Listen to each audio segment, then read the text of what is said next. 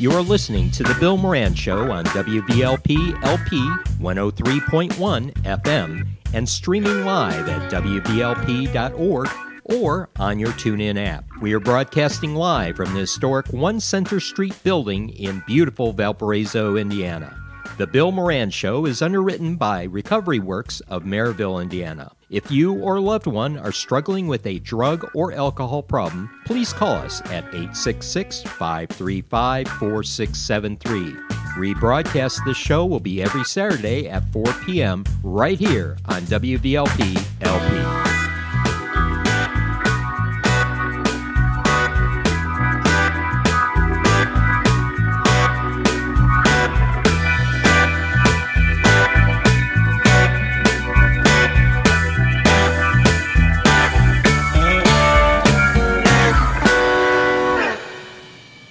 Well, welcome to the Bill Moran Show. This is Bill Moran with Sandy Goldberg, who's our guest today.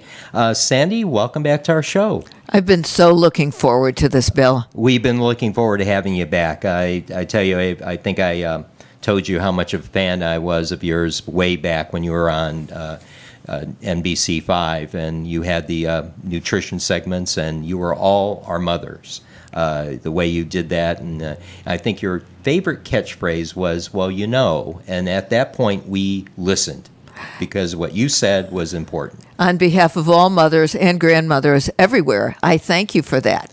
Well, yeah, we appreciate it, and we got a lot of information out of that. One thing, just to give people a refresher, we're going to have Kelly, who's helping us out with the show today, read your bio so everyone knows who you are. And I can't imagine there's someone out there that doesn't know Sandy Goldberg. Really?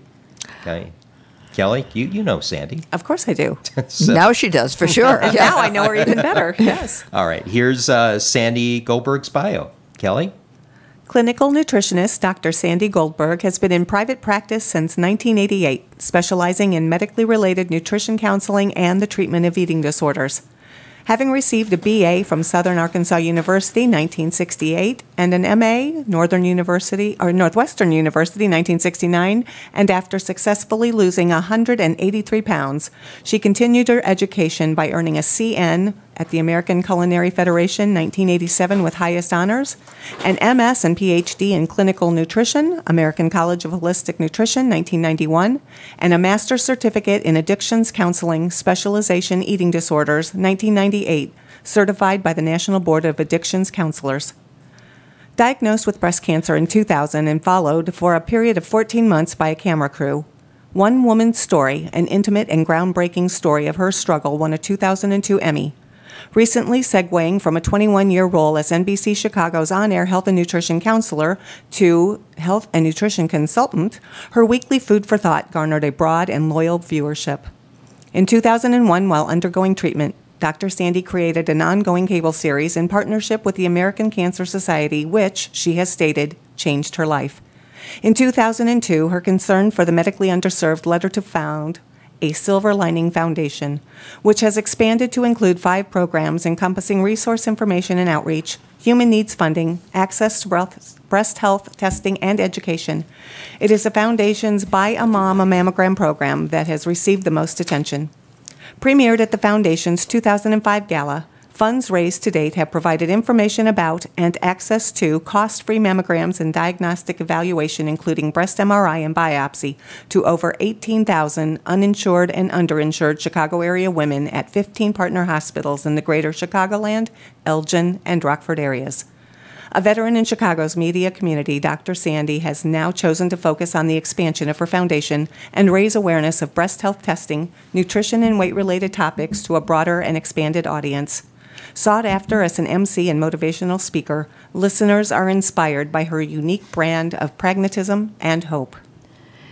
You know, when you get to be my age, the bio goes on and on and on and on. Great job, well, though. Thank you. Great job. Yeah, thank you, Kelly.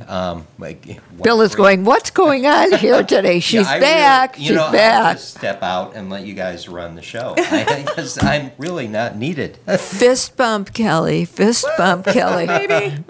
Oh, it's great to have you back, Sandy. It's so let's talk about the last time you were here because we had some interesting conversations. We did. It's like you were the mother telling us what to do, and we went out and really didn't listen all that well. And did I expect anything other than that If my from you, mother was Mr. still- Moran? If my mother was still alive, she'd wholeheartedly agree with you. Mm-hmm. But let's talk about that. What we discussed last time is caloric intake. Right. During the during the 50s and 60s, the saturated fats and caloric intake, we were told to what? Reduce the Absolutely. intake. What did we do? We exponentially increased. Absolutely. And if I remember the numbers, I think during the 70s, our average caloric intake was about 1,600 per day. And now it's around 35 to 38, 3,700 a day. And that's for everybody. I mean, that's what's so interesting about it. You knew I was going to interrupt you, of course. Did you have any doubt? I had no doubt. But the interesting aspect of it, though, is that calorie counts or ingestion of calories has risen right across the board for everyone. Sedentary, active, it really doesn't matter. And for those who aren't getting enough movement and are really eating well too much, what's going on is that weight gain. Do you know that something like 66% of adults in America are overweight, if not obese? I know. I speak for myself. You look very fetching, young man. You look very fetching. Fetching. Yeah, that's why can't move up to the microphone now. But nonetheless, we had that discussion, and we really did intend to talk about the foundation, but we were so entrapped in talking about our bad habits, and we got to energy drinks, and I think we had to stop there at the energy drinks, but that was a concern of mine because I think we talked it the last time you're here. I go into a gas station, and so all the healthy drinks, the juices, the teas, and the healthy stuff, there's like one section.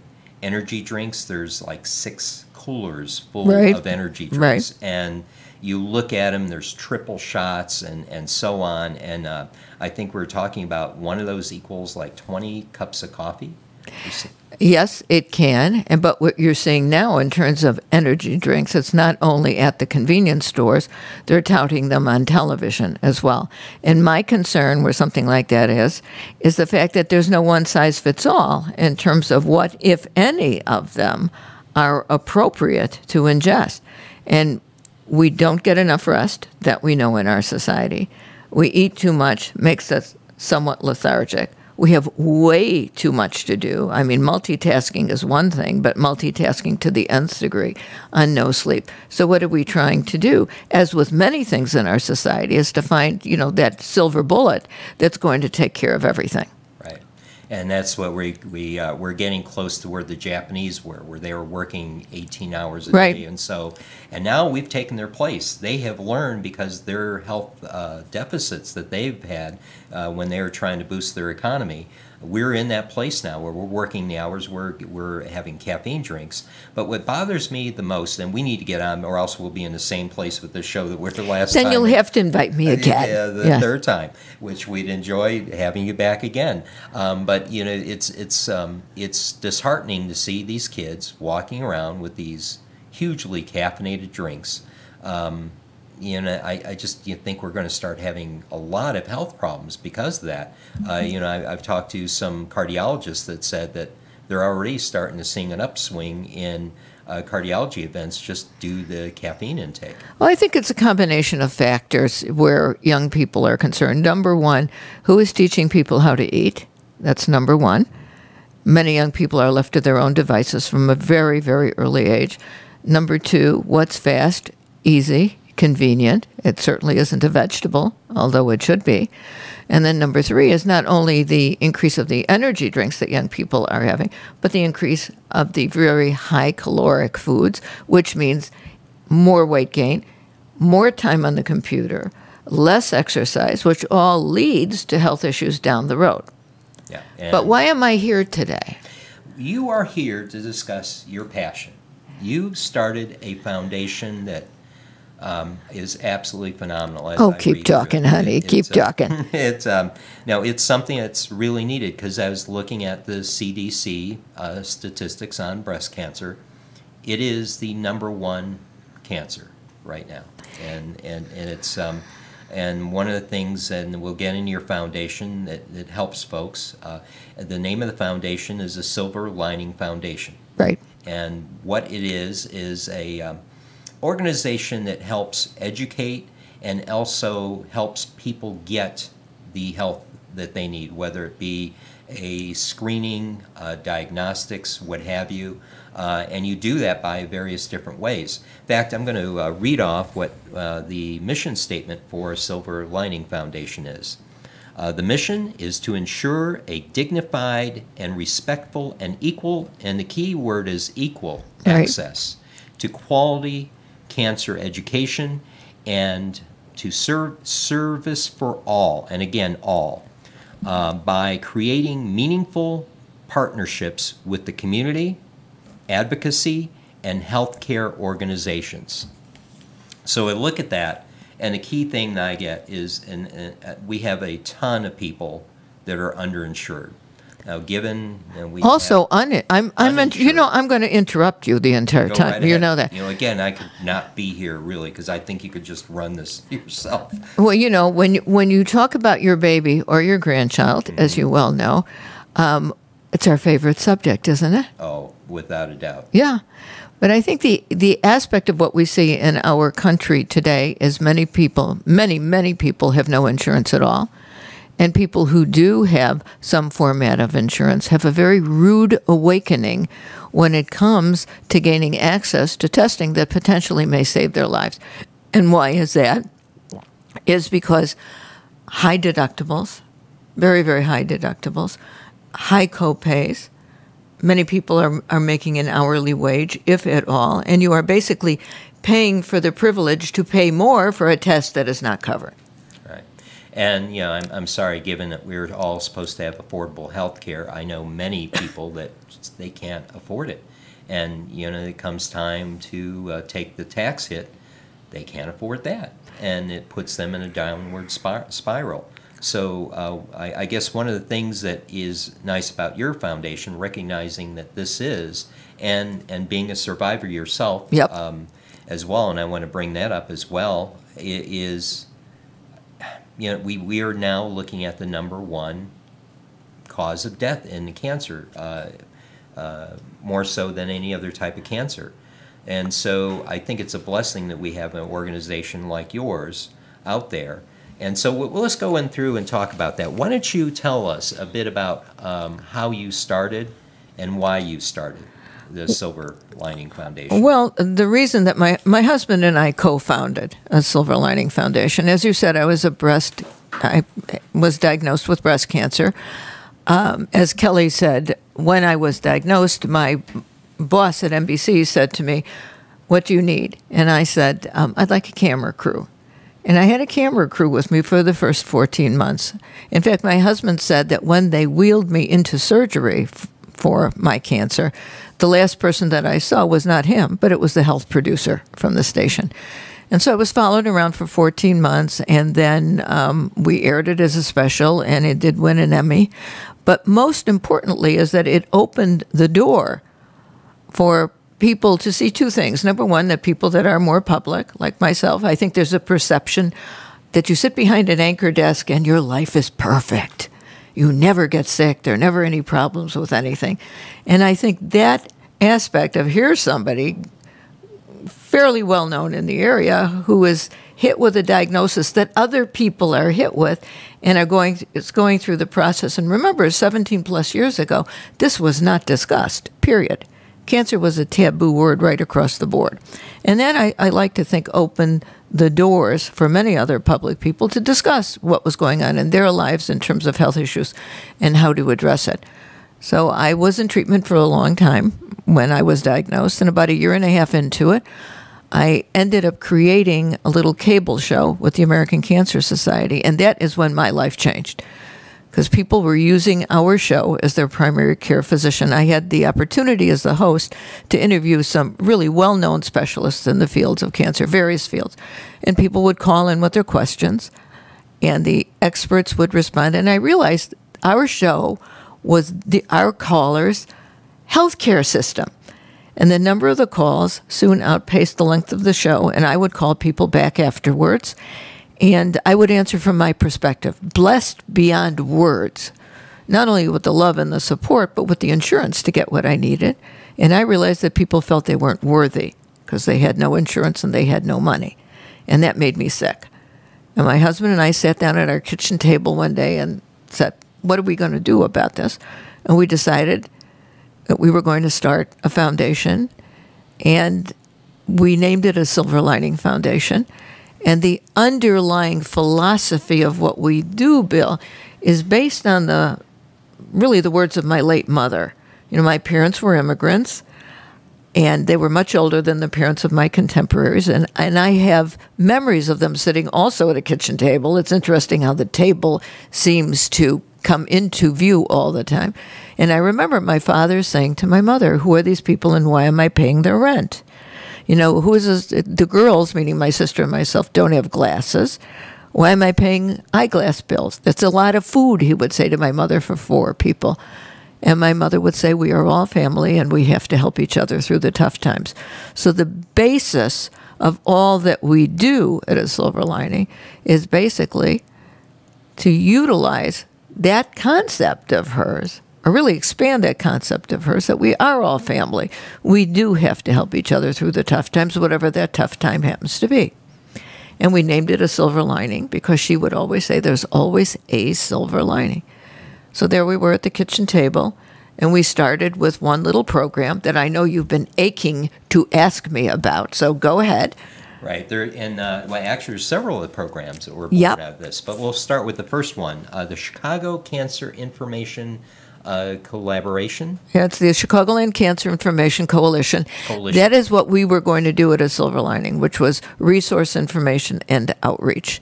And we've been fortunate enough that 20-plus organizations, a few of them with a national footprint, have come on board. American Cancer Society, Gilda's Club is an example. Many of the local organizations. Mayor Daley, who was mayor at that time, gave us a tremendous gift of 311, that Chicago City Services hotline. And if someone calls 311 in Chicago and says, I'm worried about cancer, I need a mammogram, they are automatically directed to a Silver Lining Foundation. So we have sort of worked at closing the gap on resource information and outreach. So that's pretty much the first step, is to create information out there. And information and awareness, I think. People have to know where they can go, that there is a place to go. Which is one of the things that was in your mission statement. Right. To create equal access to information. Right. Then the other program that you have is Buy a Mom a Mammogram. Ah, yeah. That's really the heart of what we do at a Silver Lining Foundation. And initially, we were going to fund mammograms. That's what we were going to do, hence the name. But Buy a Mom a Mammogram has expanded into being so much more. Buy a Mom, as we call it, funds the entire spectrum of breast health testing, soup to nuts, as it were. Screenings, diagnostics, ultrasounds, MRIs, and biopsies. 3 different kinds of biopsies for uninsured, underinsured, and undocumented women and men. And we now are blessed to have expanded from one partner hospital, UI Health, University of Illinois Medical Center, to 15 hospitals in the greater Chicagoland, Elgin, and Rockford areas. But we take people from anywhere. As my husband says, if someone can get to us, we'll help them.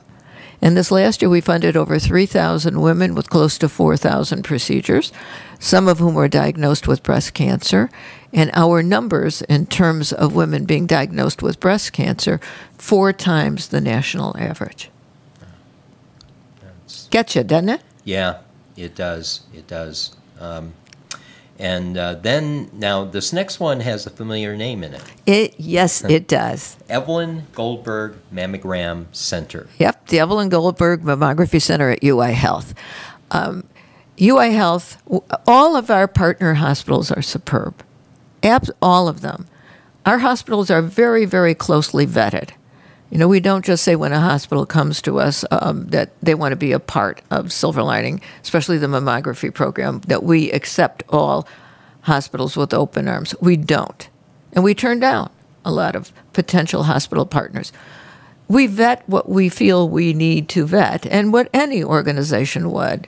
You know, the equipment, the training, the age of the equipment, the servicing, the administration, the staff, the credentials, all of that. And I think that any organization would do so. However, to us, what matters is, how are my ladies going to be treated when they walk in the door? Are you going to look at them? Are you going to touch them? Are you going to make them feel that they matter? That's really what it's all about. And the template for all we do was created at UI Health for all of our partner hospitals. And 5 years ago, they renamed the Mammography Center in honor of my mother. And her picture's on the wall, and people touched the frame. And when they unveiled her picture, I sobbed. I have pretty good control. I lost it. I could understand. Yeah, it was just, as my grandkids would say, it was way cool. It was way cool. So what I'm impressed with that whole process is the vetting process. That you not only just make an agreement with the center, you want to make sure that these people are treated regardless of their social economic background. Right. As if they're paying full price and have insurance themselves. What I care about is leveling the playing field for all human beings. You know, and as far as we are concerned, everybody has two breasts. They're entitled to know that they are in good health. Breast cancer now, a diagnosis of breast cancer, early stage breast cancer, is not what it was 20, 30, 40, 50 years ago. It is not a death sentence by any means at all. And that has a lot to do, certainly with research, but with technology, the enhancement of the technology, and certainly the research that has brought about many different treatment modalities than there were before. So early stage breast cancer can mean in 97+% of the time that the person diagnosed will go on to lead a long life. It's no longer it's no longer a death sentence.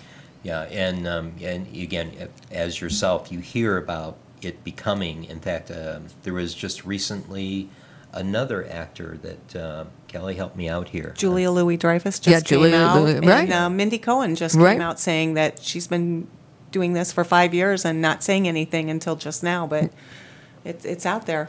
It is out there, and I think it's so important to be public about it. I mean, and that's a choice that people make. I mean, again, in my age category, and certainly in the age category of my parents, you did not mention the word cancer, period. It was taboo to the nth degree. And I can't imagine having to suffer through something like that alone. And there are people to this day that do. A woman that I know very well. She did not tell anyone when she was diagnosed. She went through surgery. She went through treatment alone. But that's a choice. What we want to do is to make sure that anyone who hears about Silver Lining needs the services that we are blessed through our donors to be able to provide, knows that they have a place to come to. They have people to talk to, because everyone in our office is either a survivor or has had a scare themselves or is a child or a relative of a survivor. You know, firsthand is most important. I was happy to hear you mentioning men as well, because people forget that men can also get breast cancer. Absolutely. Actually, if you look on your website, that it does mention men all the way through in every program. Oh, yeah. And, they are susceptible to it. In fact, I think I saw them on the CDC report, that they, along with women, represent the top number of cancer deaths. Well, it's very interesting on that. The numbers of women in this year being diagnosed with breast cancer is something like 240,000. Mm-hmm. It's somewhere close to 3,000 men. When we started Silver Lining 15 years ago, the number of men being diagnosed, aggregate across the board, was 1,300. So you're talking about a double increase among men, in 15 years. I just spoke recently because with October being Breast Cancer Awareness Month, I'm speaking all over the place, which, as you know, I love to do. But I spoke at a group of survivors at a small neighborhood hospital with great equipment and wonderful staff and everything. They asked me to come in and talk. And among all the women was one brave man who was a survivor, and all the survivors were given tiaras. And there I sat, and there we all sat, in our pink tiaras, including this absolutely wonderful man who was very brave, who wanted people to know that men, too, can get breast cancer. Bravo to him. Yeah, it was an amazing experience, just an amazing experience. And I'm wondering, and do you know, say from deaths of men that just don't know, because they don't. I mean, I'm willing to bet you there's probably many men that don't realize that they're susceptible. I think that there are many men that don't know they're susceptible. I think there are more men who know that it is not just a unigender disease. I also think that many times men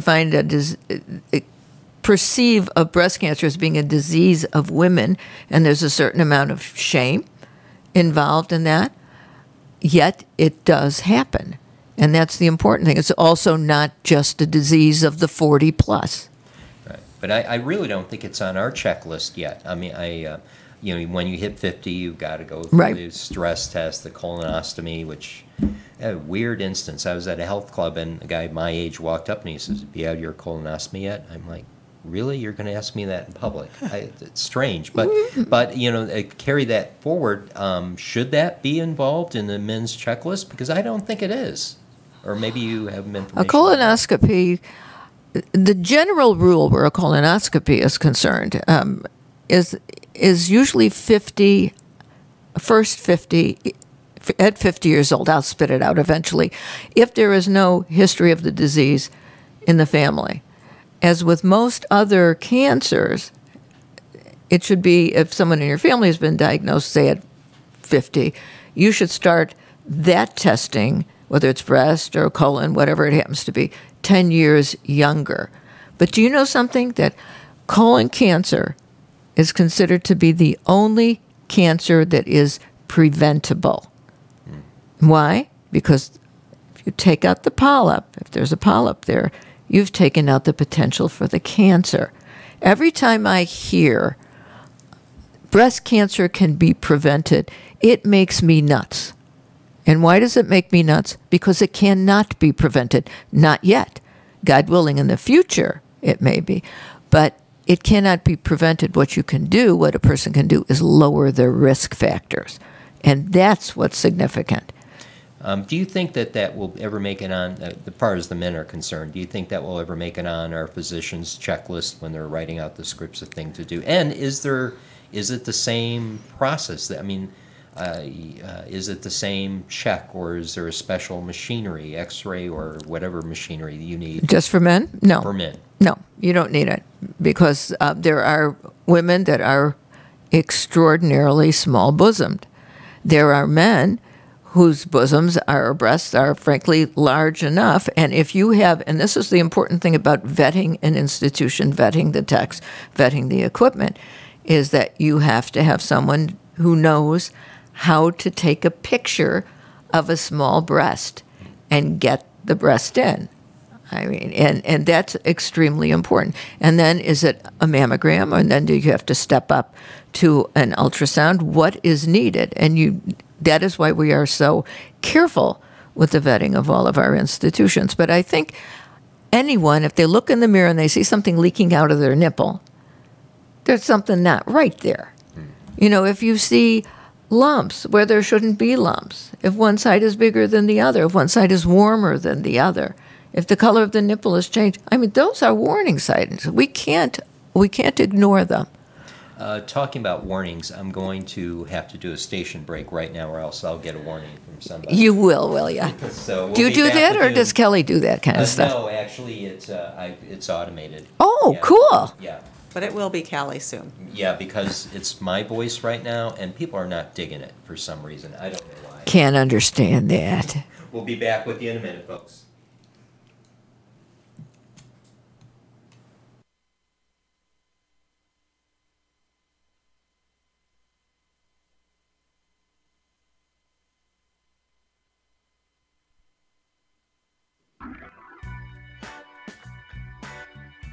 You are listening to The Bill Moran Show on WVLP LP 103.1 FM and streaming live at WVLP.org or on your TuneIn app. We are broadcasting live from the historic One Center Street building in beautiful Valparaiso, Indiana.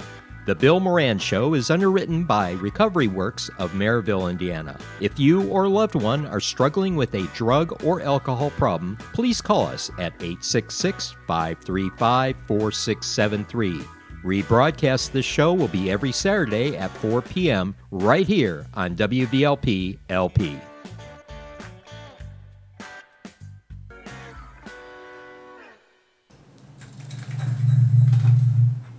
Okay, welcome back.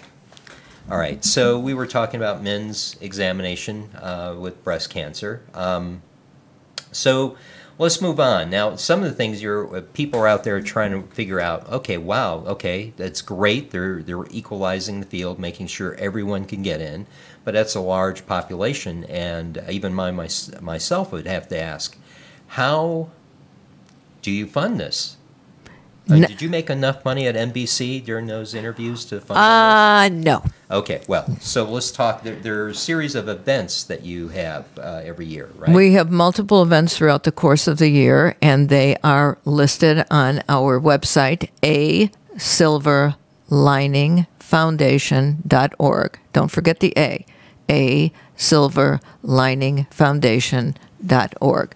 We're having multiple events. We're going to be going into 18.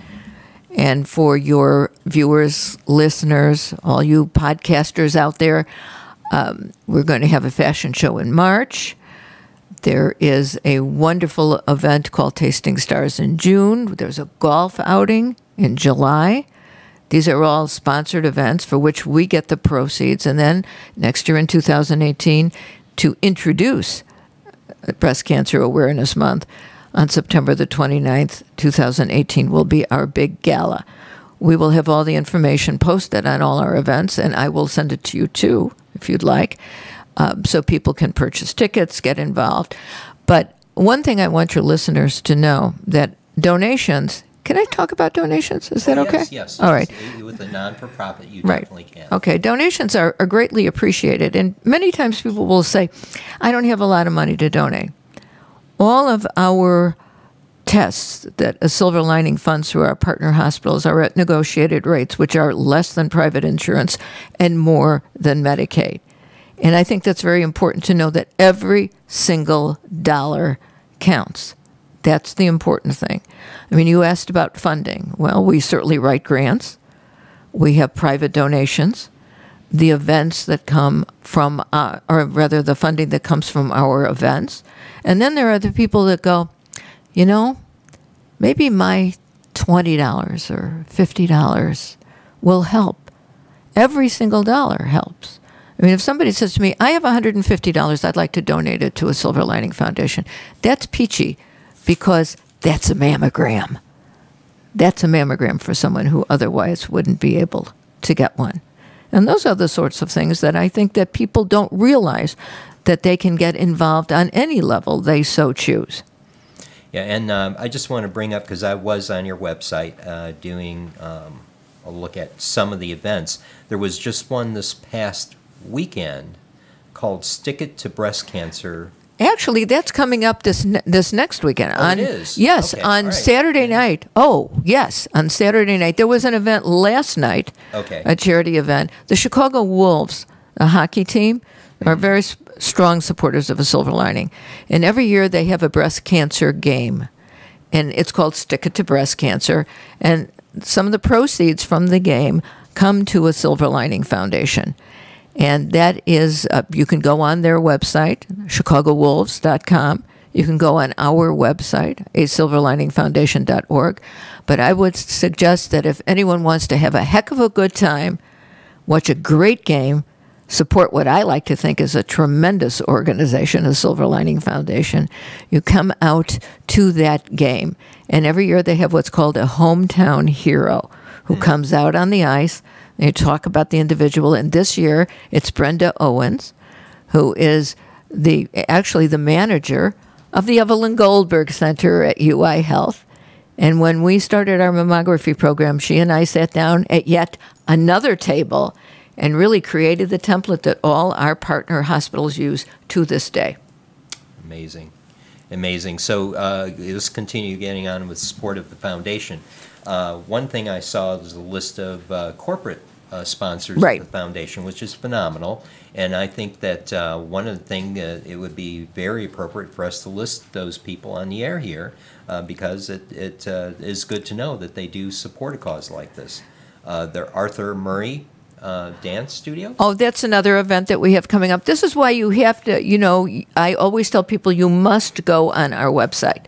And the reason you must go on our website, because there's another event. The Arthur Murray Dance Studios have an event called Dancing with Chicago Celebrities.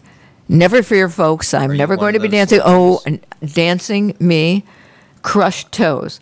But the proceeds from that event, in which Chicago area celebrities dance, and they also have corporate celebrities, but a portion of those proceeds come to a Silver Lining Foundation.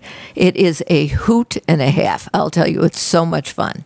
Well, a station in Chicago would hire me. I mean, I could be one of You would just be out there just dancing away, Twinkle Toes Moran. That's what they used to call me, right, Kelly? That's exactly what they call it. I'm not even going there. And Yes. Kelly is going, I'll be polite to him. I'll be polite to him. Yeah, it's the same thing with singing on the air. I'm not allowed to dance or sing.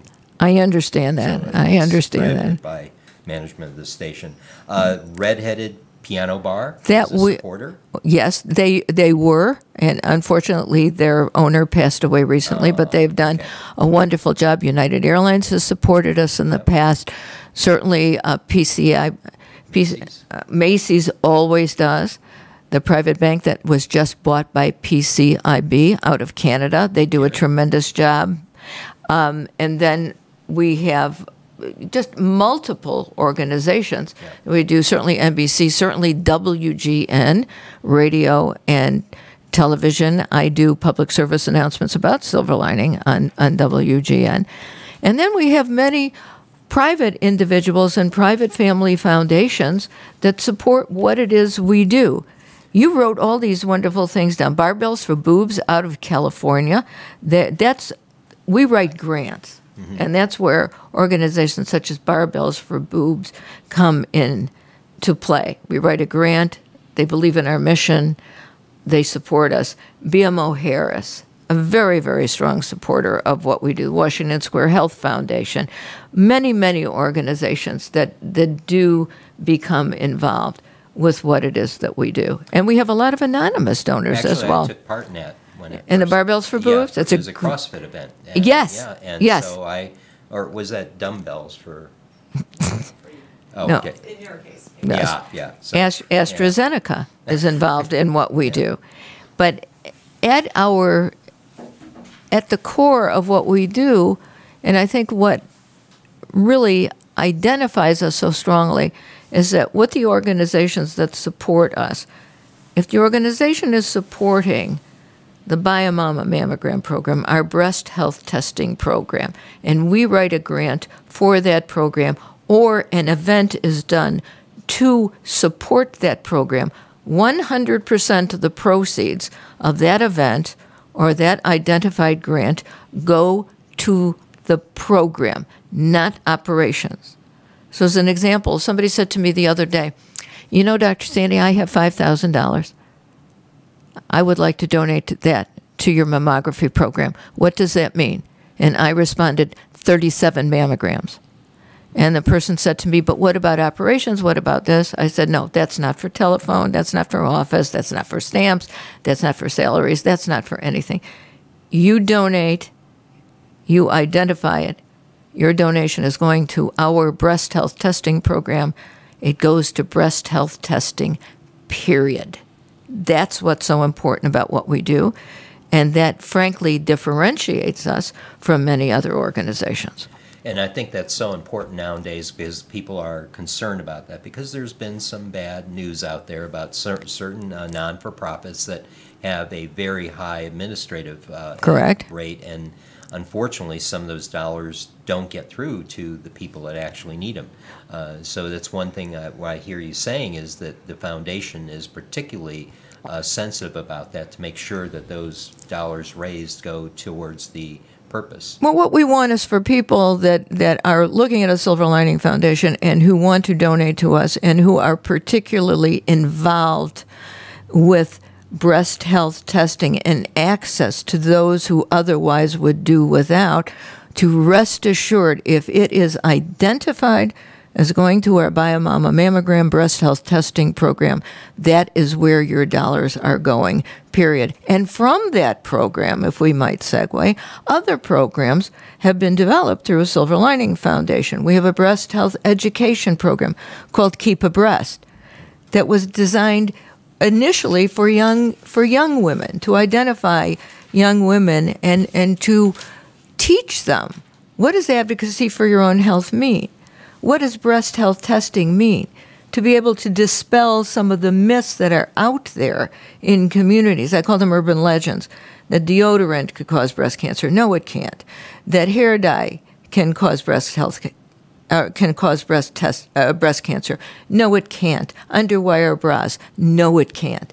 These are the myths we are dispelling while we are teaching young women about breast health testing, advocating for themselves. And our goal, which has worked out remarkably well, is for these young people to become our messengers, cultural and educational, in the communities in which they live. And we've developed a program, an ancillary program for adult women. I mean, it's fabulous. It's a fabulous program. We call that Keep Abreast. Yeah. And then we developed a program for survivors. Again, why? And you know the story behind this.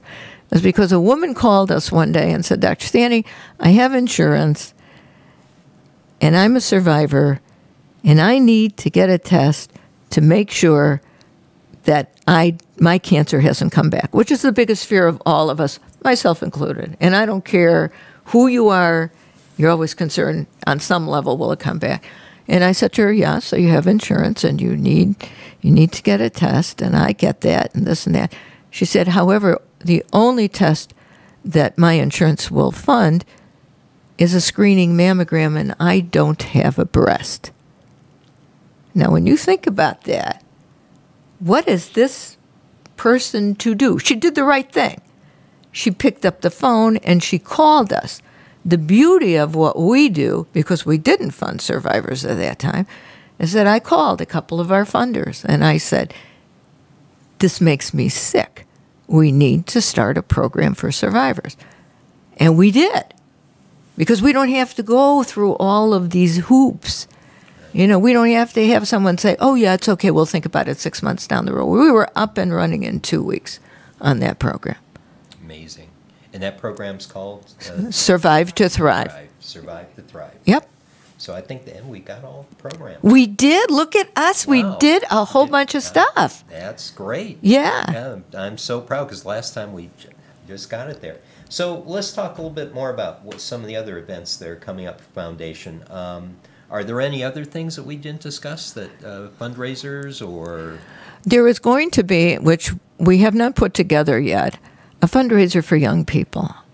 You know, what I consider to be a fundraiser at my age, and what, you know, young people, the millennials and the what is it, Gen X, Gen Y, two entirely different things. Yet there are a number of philanthropic, caring young people who want to get involved in our mission. And by philanthropic, you know, we all know that, especially with the younger demographic, that money is very tight. Yet there's effort, there's energy, there's that $20 or $30 to go to an event. There's going out in the community. There is using social media. What we are going to be doing tomorrow, as a matter of fact, at our offices is having a meeting of young people to prepare for the first time Silver Lining is going to be involved with Giving Tuesday. So to your listeners and those of you who are watching and those of you who are will be on YouTube, that is something you might want to check out where a Silver Lining Foundation is concerned, how to get involved with us through Giving Tuesday. Our other events that we're having throughout the course of the year, certainly Dancing with Chicago Celebrities is a fabulous event. Fabulous.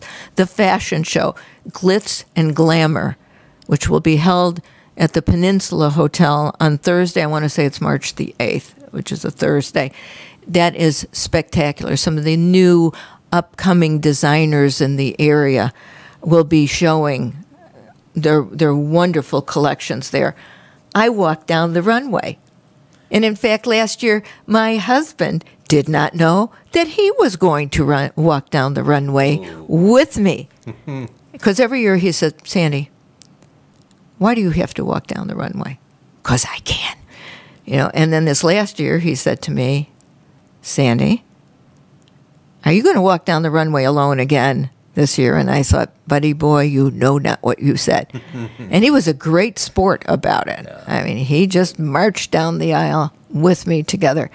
Then we have Tasting Stars, which is in June. It's a champagne tasting event. It's a wonderful, wonderful event. It's a lot of fun.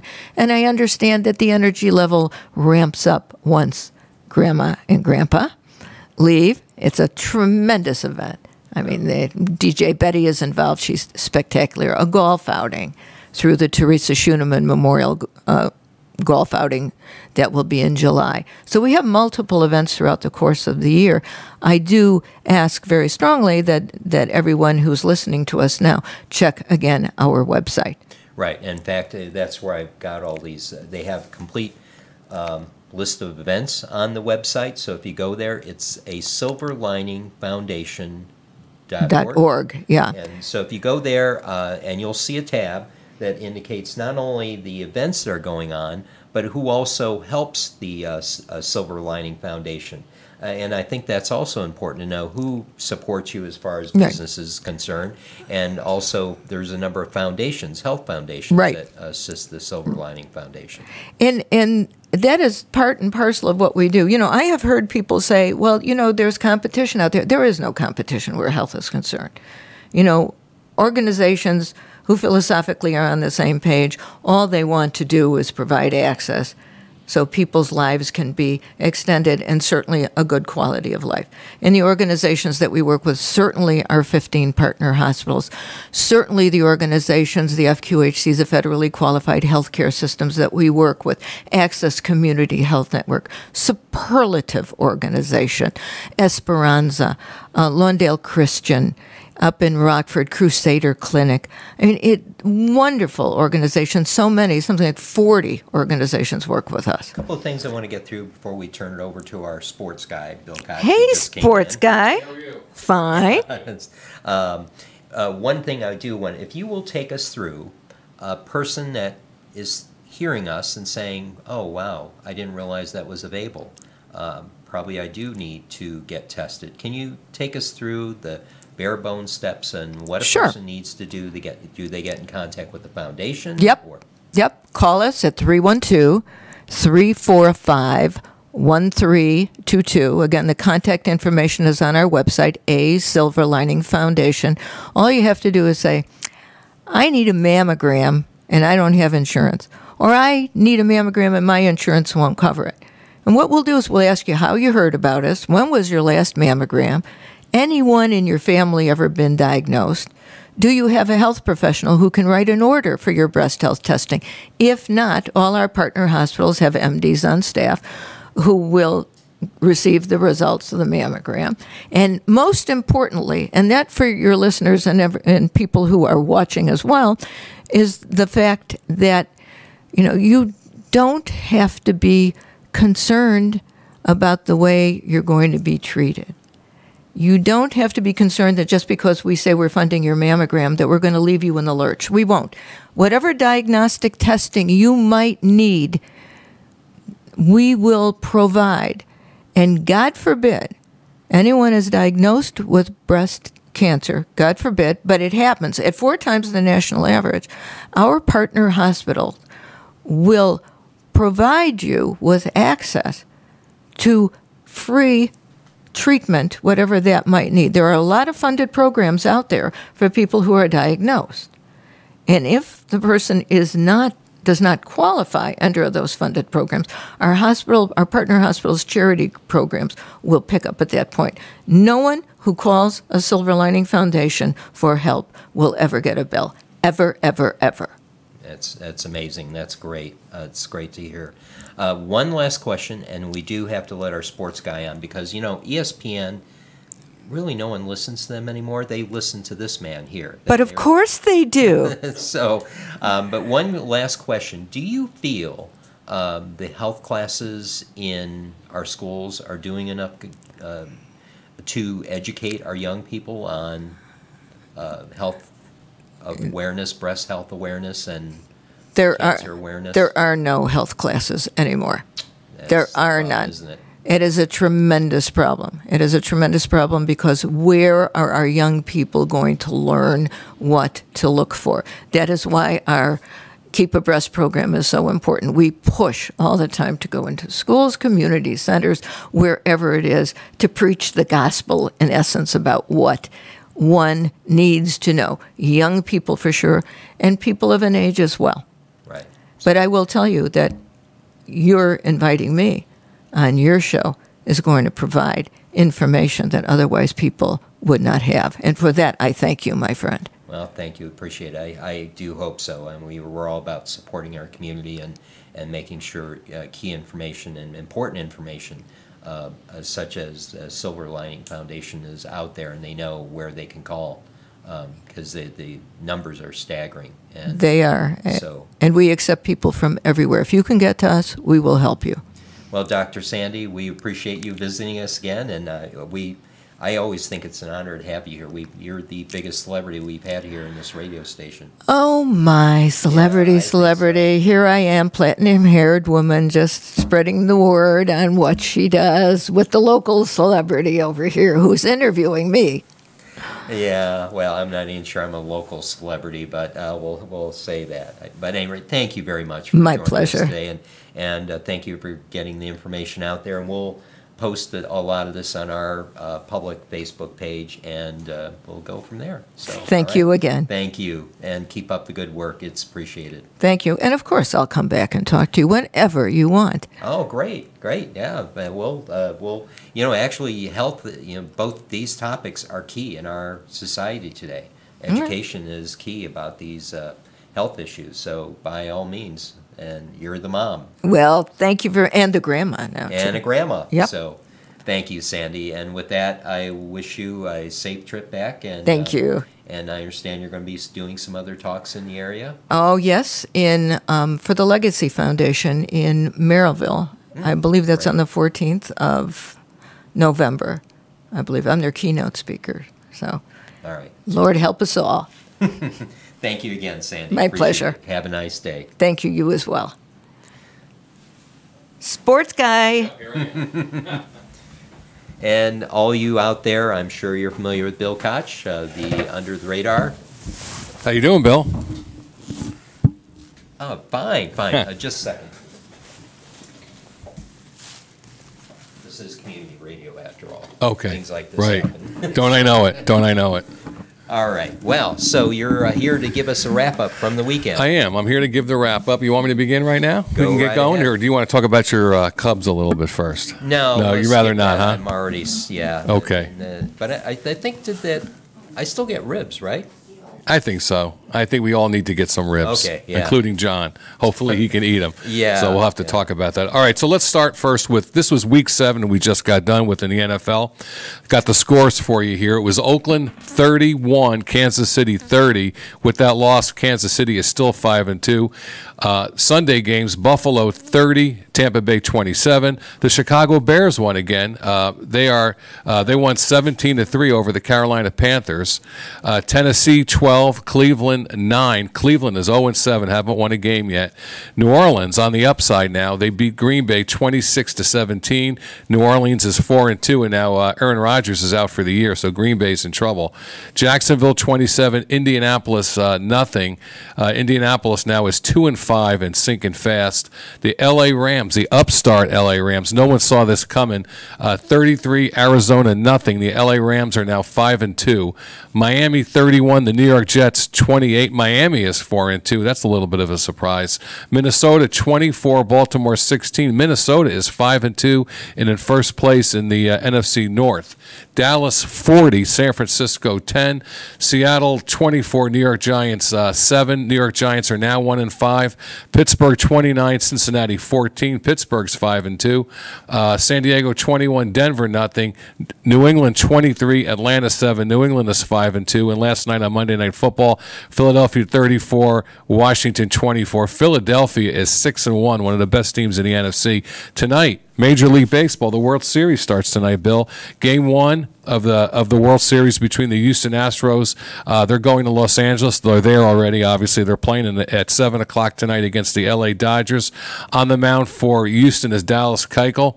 And on the mound for Los Angeles is the great Clayton Kershaw. NBA tonight, the Chicago Bulls are playing at 6 p.m. Actually, they just are going to be starting just in a few minutes here.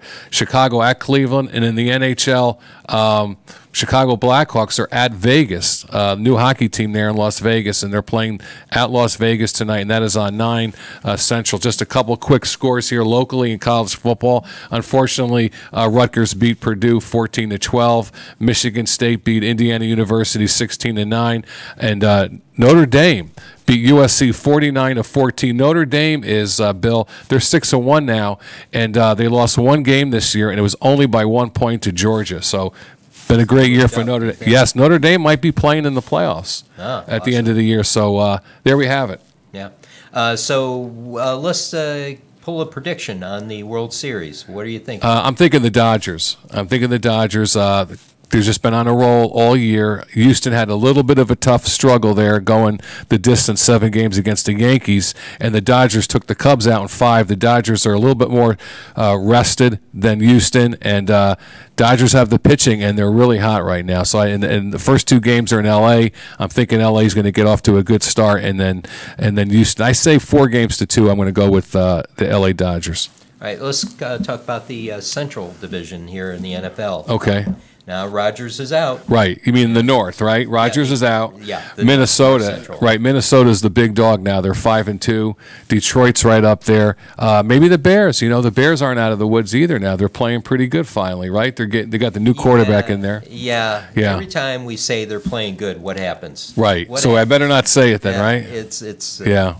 So we'll see.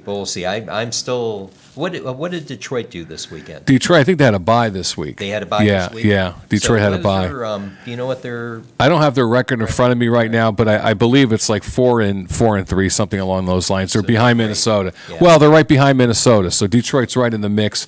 And of course, they got to play Minnesota yet. So, but the big loss is The big loss is Aaron Rodgers. And the funny thing right now with the NFL is the 3 most exciting players in football are all injured. J.J. Watt on defense, Odell Beckham for the Giants, a great wide receiver. Aaron Rodgers is out now. Carson Palmer, another quarterback for Arizona, is out. And, the ratings aren't the best for numerous reasons. We don't have time to talk about it all. But the ratings are certainly not helping now with Aaron Rodgers and arguably the best defensive player in the league, J.J. Watt, both injured and out for the year. So kind of just a lot of things are going on there in the NFL. And a lot of them aren't good, but we'll address some of that on Saturday. Yep, and we're going to have to wrap it Sure. up. But Bill's show is every Saturday, for you guys who don't know, from 10 to noon every Saturday. And I'm telling you, you got to listen. They cover everything We try. imaginable, and they have some great discussions. And sometimes I pop up. That's right. We enjoy having you on, Bill. Anytime you want. I'm not sure I contribute very well, much, but you do a good job. You do a good job. So right. I tried to defend the Cubs as much Right, as I can. right. Sometimes it's a Right. losing I was battle. right by the Cubs, wasn't I, though? You got to give me a little credit. Yeah, I was right about I them. knew we were going to get further than some of you guys are giving them credit for, but it happens. Yep. The GOAT is reigning again. That's right. That's right. So, well, with that, we appreciate you stopping Oh, by. anytime, Bill. Anything like Love that. it. And again, we appreciate Sandy Goldberg for spending some time with us. And Kelly, thank you for helping out with the show today. And with that, we will see you next week. All right.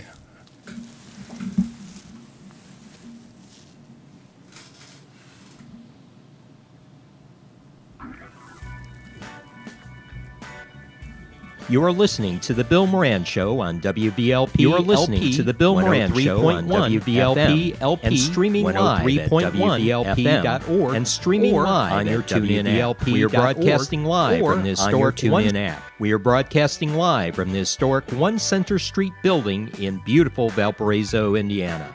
The Bill Moran Show is underwritten by Recovery Works of Maryville, Indiana. If you or a loved one are struggling with a drug or alcohol problem, please call us at 866-535-4673. Rebroadcast this show will be every Saturday at 4 p.m. right here on WVLP LP.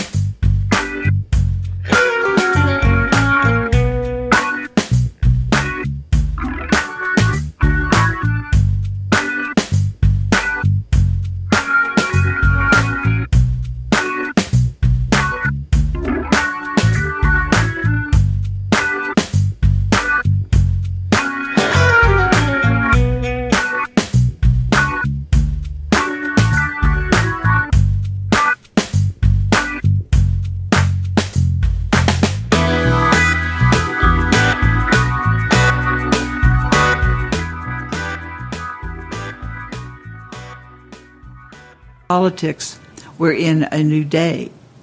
Taking cues from history and other world leaders, Meacham analyzes President Donald Trump as he continues to break precedent on numerous issues, from his noteworthy combination of public and private interests to his unorthodox use of social media. Quote, Trump is a unique figure, one whose presidency will shape the nation and the world for generations. How does he think? How does he make decisions? What does the past tell us? These are key, urgent, consuming questions. End of quote from John Meacham. These events are. Yeah, it's like, I feel like you're going to agree with it. Like, oh boy.